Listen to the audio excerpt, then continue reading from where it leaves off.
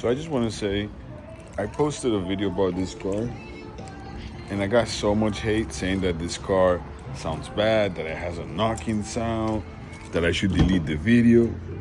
The car is in excellent condition. It passed the inspection, and they're coming to pick it up tomorrow. It really sounds bad?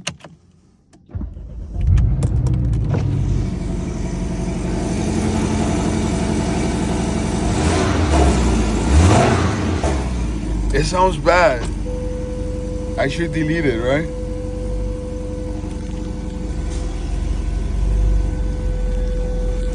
But once again, it's getting picked up tomorrow.